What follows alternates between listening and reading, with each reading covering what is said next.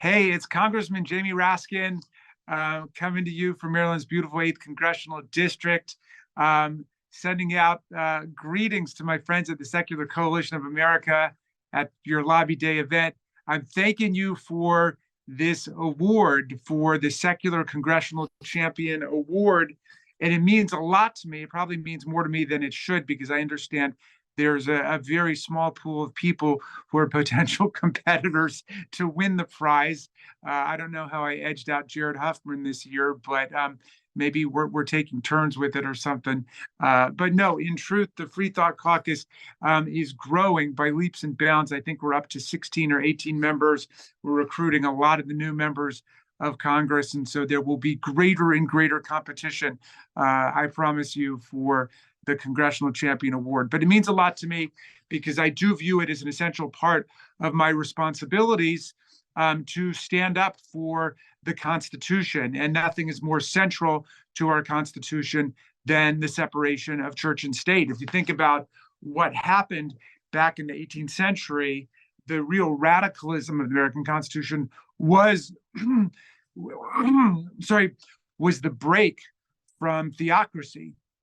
It was the break from the merger of church and state and the history of inquisitions and holy crusades and witchcraft trials and all of the nonsense. And so with our First Amendment prohibiting an establishment of religion and guaranteeing the free exercise thereof, and prohibiting religious tests for public office and guaranteeing freedom of speech and freedom of thought and freedom of association, the framers did whatever they could to do away with theocracy on earth. But of course, it has been left to subsequent generations, including our own, to concretize the meaning of that constitutional value. And the struggles continue on a daily basis. We've got a very important Supreme Court case that the Freethought Caucus is getting involved in this term, called Groff versus DeJoy, where a part-time postal worker decided that he did not want to be part of the required employee rotation and pool for working on Sundays, which was assigned to everybody. Everybody's got to take their turn. Well, he said because he was a religious man and his Sabbath was on Sunday, he should be exempt from that. And of course, in these retrograde theocratic times, you got a court to go along with that.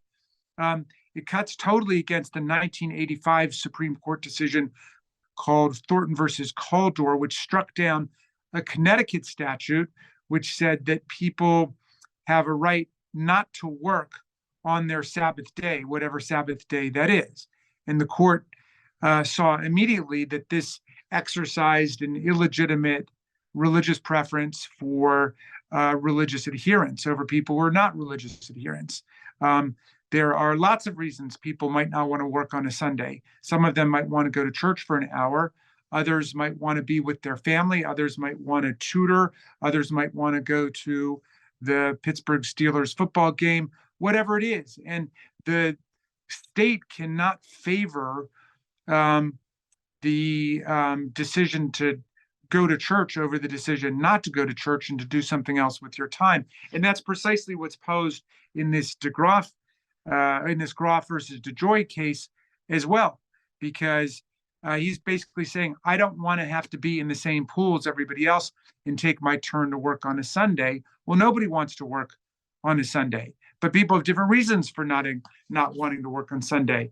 And if the right wing says, well, yeah, but this is a constitutional preference to accommodate religious free exercise, the free exercise clause protects the right to engage in religion, and it defends equally the right not to engage in religion. And so one cannot preference, through the use of state power, the decision to spend your Sunday at church or synagogue at mosque, as opposed to spending your Sunday with family or working in the community or tutoring or doing community cleanups or whatever it is that you might want to be doing. So anyway, that's a case we feel very strongly about.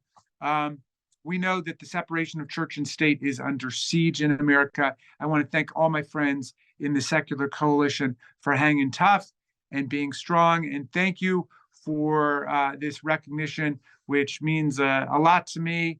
And I don't know if I actually deserve it based on what I've done so far, but I certainly will work every day to deserve your recognition and your solidarity. Yielding back to you now.